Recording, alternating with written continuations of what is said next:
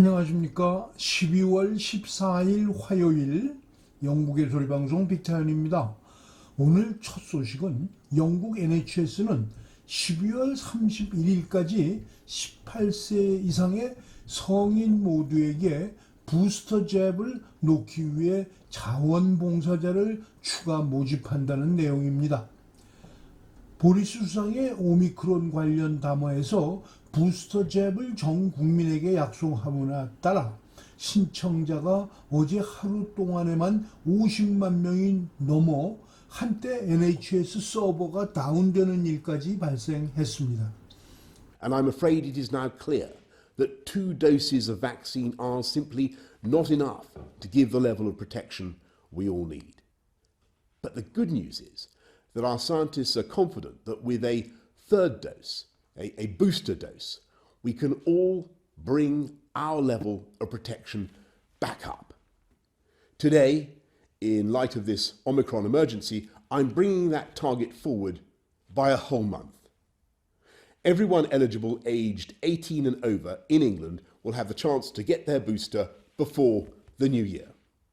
We will also assist this emergency operation by deploying 42 military planning teams across every health region, standing up additional vaccine sites and mobile units, extending opening hours so clinics are open 7 days a week with more appointments early in the morning, in the evening and at weekends, and training thousands more volunteer vaccinators.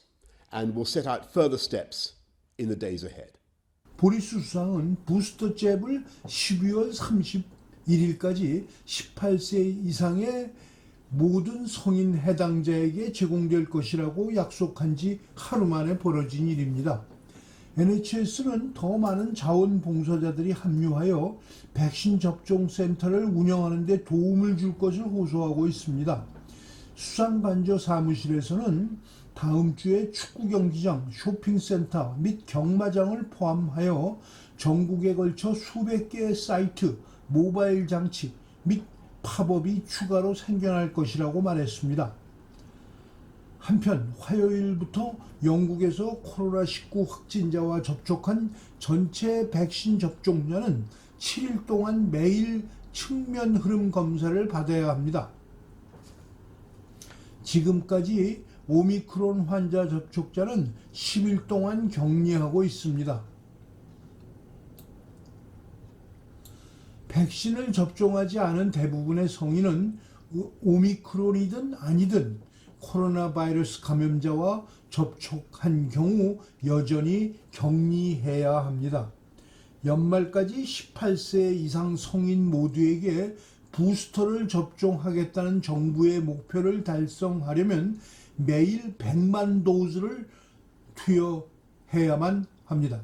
수상과 NHS 잉글랜드 최고 경영자 아만다 프리차드는 훈련된 백신 접종자에서 관리인에 이르기까지 수만의 지원봉사자가 국가 사명에 동참하고 가속화된 부스터 롤아웃을 달성하는 데 도움을 줄 것을 호소하고 있습니다. 보리스 수상은 수천 명이 이미 시간을 냈지만 우리는 당신이 다시 나서서 우리의 뛰어난 GP 의사, 간호사, 약사와 함께 일을 하고 생명을 구해야 한다고 호소했습니다. 현재 전국적으로 9만 명 이상의 자원봉사자가 참여하는 거의 3,000개의 백신 접종 사이트가 운영되고 있습니다. 지난주 NHS에서는 10,000명의 유료 백신 접종자를 모집한 후 4,500명이 등록했고 13,000명이 자원봉사로 나왔다고 공개하였습니다. 보리스 수상은 월요일에 영국에서 최소 1명이 오미크론으로 사망했다고 확인했습니다. 영국은 월요일에 54,661명의 새로운 코로나 바이러스 사례를 확인했고 양성 테스트 후 28일 이내에 사망한 자는 38명이었습니다. 둘째 소식입니다. 한국에서 불고 있는 부정선거 규명과 내년 3월 9일 대선에서 부정을 막아야 한다는 황교안 전 총리의 주장이 국회의사당 안에까지 들어갔다는 소식 전해드립니다. 오늘 12월 14일 오후 2시 국회 헌정회관에서 다음번 대선에서 부정선거를 막기 위한 토론회가 열렸습니다. 황교안 전 총리가 현재까지의 재견 포장에서 참가하여 수집한 자료를 설명하는 것을 시작으로 국힘당의 이명수 의원과 박대출 의원이 주최한 가운데 열렸습니다. 이런 이제 다루고 싶지 않았습니다. 이야기하고 싶지 않고 다른 데서 얘기하고 싶어요. 병원 제가 뭐 그런 수도 유기하고 있었는데 하여튼 운명의 상란이라는 것이 다시 이제 사회로 총선에서 선거로 끝났습니다. 제가 직계로 많은 의혹쟁이 있었습니다. 사회정선거 있을 수 없는 거예요. 막 이런 시스템 전달이 되면 당연히 이거 이상하다. 이게 뭡니까? 그런 현장에서 이해가 있었습니까? 없었습니다. 여기 당사자 바로 옆에 있네요. 있을 수가 없고 없어요. 그러고 나서 그 뒤에 어디선가 또 더 나왔는데 이런 대표님 두 장인 거예요. 누가 투표한 거 이게 설명입니다. 바꿔 넣은 외에는 다른 설명이 안 되는 거예요.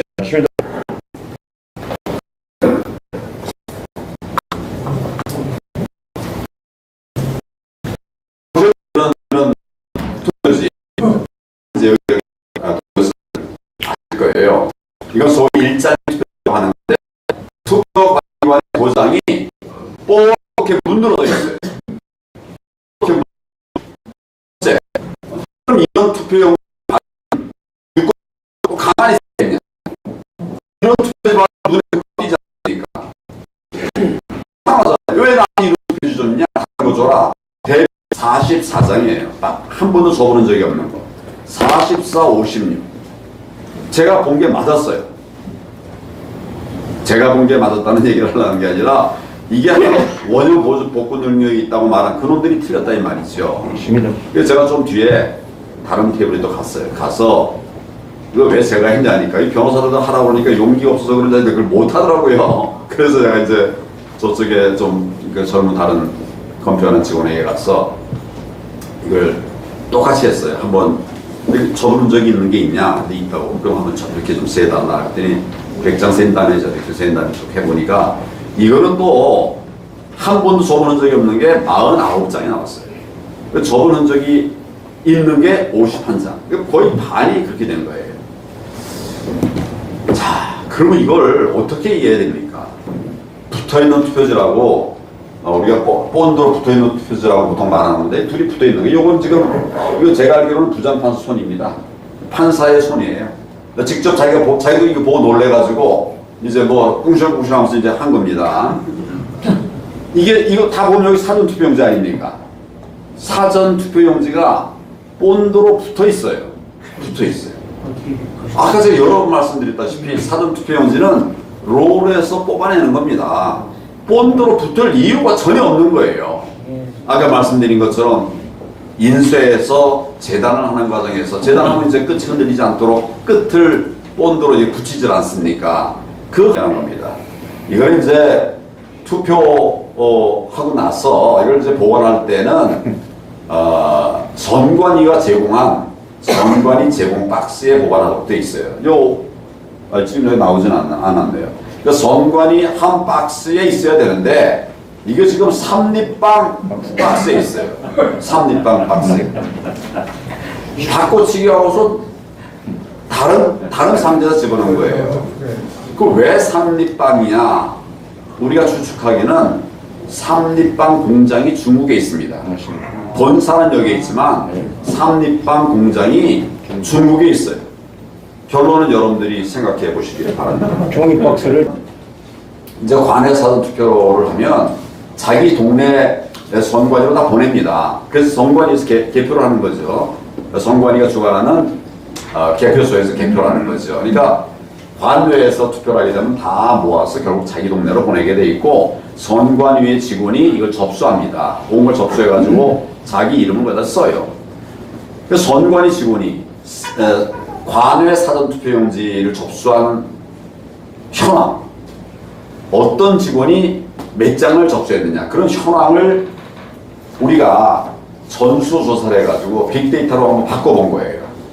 그러니까 어떤 현상이 나왔는가 하면 선관위 직원이라는 자 이름이 개아무개님 이렇게 나온 거예요.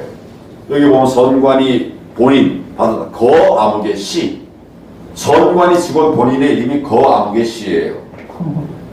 이게 선관위 위원님 본인이 받았다고 좀 되어 있는 거거든요. 광아무개 씨예요. 광아무개 씨. 회사 동료 본인이 받았다. 막 이래가지고 받은 사람들 이름인데 그 성씨들이 깨씨, 울씨, 조씨, 총씨, 침씨 이런 것들이 잔뜩 들어가 있어요. 깨씨는 제가 알기로 깨씨가 받은 투표 그 용지라고 하는 게 2,500장 넘게 이렇게 받은 걸로 돼 있어요. 선관위 직원이니까 그렇게 많이 받았겠죠. 근데 그 사람 성씨가 깨씨예요. 어떻게 깨씨가 있냐 선관위 직원 중에. 나중에 그 김씨를 잘못 썼다고 그래요. 그래서 제가 하여튼 나중에 하태경 의원에 물어본 것 같습니다. 한번 당신이 어떻게 쓰면 김씨 쓴 게 깨씨처럼 보이는지 한번 써봐라. 써집니까? 그리고 이게 무슨 성씨가 그런 성씨가 있어요. 개씨, 광씨, 글씨. 하여튼 왜 이렇게 되는지 한번 여러분 짐작해 보시면 알 거예요. 그 다음에 이제 아까 제가 말씀드린 빳빳한 투표용지. 종이가 원 상태로 회복되는 기능이 적용된 특수 재질을 이용했다. 자기들이 팩트체크, 여기다 팩트체크라고 해가지고 방송하는 겁니다. 근데 최근에는 뭐 이런 방송은 못하는 것 같아요. 제가 이거 TV 토론하면서 보여줬더니 이걸 영등포 의뢰의 경우에 선거의 명부에 134세 할머니가 있어요. 영등포 의뢰의 134세 할머니가 2명. 종합선거의 명부에. 그러니까 제가 지금 1분만 갖고 온 겁니다. 제가 많이 걸릴 테니까. 저는 부정선거를 막는 방법은 사실은 2가지밖에 없다 생각합니다. 하나는 아까 어떤 분은 우리 고 교수님 말씀하신 것처럼 초중형에서 하는 것이 필요합니다. 중대선거사범에 대해서는 종신형에 처해야 됩니다. 왜 사용하면 안 되냐? 사용을 해봐도 선고를 해봐도 집행을 못해요. 지금 OECD나 외국에서 집행하는 것을 아주 극도반대하고 있기 때문에 지금 그 몇십 년 동안 집행을 못하지 않습니다. 그러니까 이거 해봐야 위화감, 소위 법률적으로 말하면 위화감을 못 주는 거예요. 그러니까 저는 차라리 법 개정을 해서라도 종신형 제도를 통해서 중대선거사범을 범하게 되면 평생 교도소 나올 수 없도록 하는 것이 맞고, 다른 선거범들도 지금 대부분의 법들이 요 다음 선거만 안 나가면 돼도 그 다음에 또 나갈 수 있도록 형량이 그렇게밖에 안 됩니다. 그냥 확 바꿔야 된다. 그래서 범죄의 동기 유발을 막아야 된다. 이런 생각을 합니다. 또 한 가지는 현실적으로는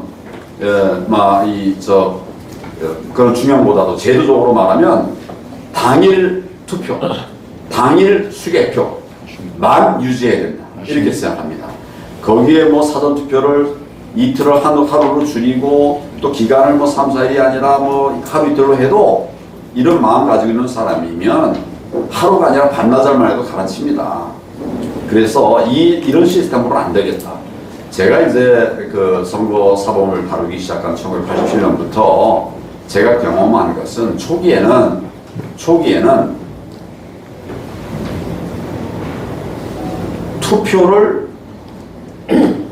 투표를 하는 사람, 투표인들의 문제가 대부분이었어요. 돈 받고 뇌물 받고 고무신 받고 현금 받고 이 사람들의 문제가 많았어요. 부정선거가 주로 그런 사람들에게 있었습니다. 근데 2000년대 들어와서는 기계 조작에 의한 선거, 부정선거가 이제는 만연하고 있습니다. 그래서 이제는 정말 옛날에 좋았던 것이 지금도 좋은 게 아닙니다. 나빴던 것이, 좋았던 것이 지금 망가져 버렸어요. 그래서 이걸 그대로 두면서 선거를 바로 치러보겠다. 이거는 정말 사상 누각이고 되지 않을 일입니다. 그래서 좀 혁명적 조치가 필요한데 그것은 뭐냐면 당일 투표하고 당일 개표도 하는 거예요. 투표 시간을 늘리면 좋습니다. 뭐 6시까지 할 필요 뭐 있습니까? 10시까지 하고 10시까지 다 하고 그러면 다 충분해요.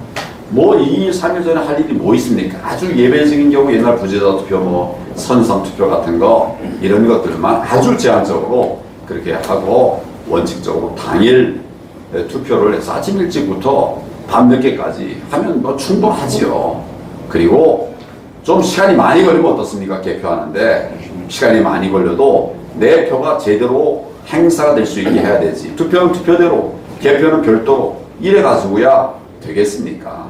저는 오늘 많이들 모이신 교회에 뭐 좀 가급적 좀 자세히 말씀을 드리고자 했습니다만은 다 전달이 못된 것들도 있을 것입니다. 그러나 분명한 답은 뭐냐면 4.15 총선은 총체적 부정선거다. 몇 개 선거구가 아니에요. 총체적 부정선거입니다.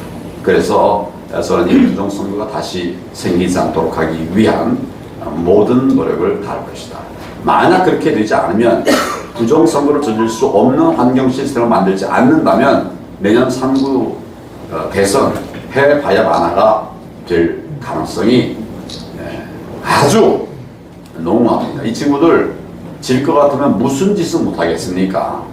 이상입니다. 국힘당의 당수 이준석을 비롯 대부분의 의원들은 지난해 4.15 총선에는 부정선거가 없었다고 주장하고 있고 윤석열 대통령 후보는 이 문제에 관해서 입을 다물고 외면하고 있는 가운데 국힘당 의원 2명이 참여하여 이슈를 인정하고 내년 대선을 부정없이 치를 수 있는 방안을 모색한다는 점에서 그동안 이 문제를 밝히기 위해 꾸준히 노력하고 계신 황교안 전 총리와 민경욱 전 의원에게는 큰 용기를 부어주는 계기가 된 것으로 보여집니다.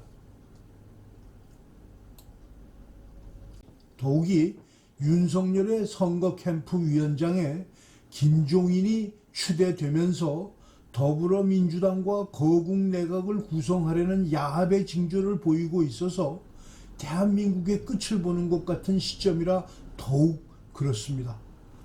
물론 전광훈의 당에서 윤석열을 밀약으로 밀어주고 장관 몇 자리를 달라는 더러운 딜의 필요성을 윤석열이 더 이상 느끼지 않을 거라는 관점에서는 나쁘지 않지만 대한민국이 부정부패에 대한 자정 능력을 가질 수 있는 국가가 되길 바라는 자유민주주의 시민들로서는 암담하기 끝이 없는 망국을 향한 정치적 제도가 바로 거국내각 움직임입니다. 자유당과 민주당의 부정부패에 참담했던 한국을 위해 4.19와 5.16이 있었던 것처럼 바야흐로 썩을 대로 썩은 국회를 해산시켜야만 할 시간이 왔습니다. 그 일은 누가 혼자 고양이 목에 방울을 달듯 용감한 사람 하나가 할 수 있는 일이 아닙니다. 그런 새 나라를 건설하고 싶은 자유민주 시민들이 다 같이 동시에 해야 하는 일입니다. 새삼 위대한 미합중국을 건설한 링컨의 말이 기억납니다.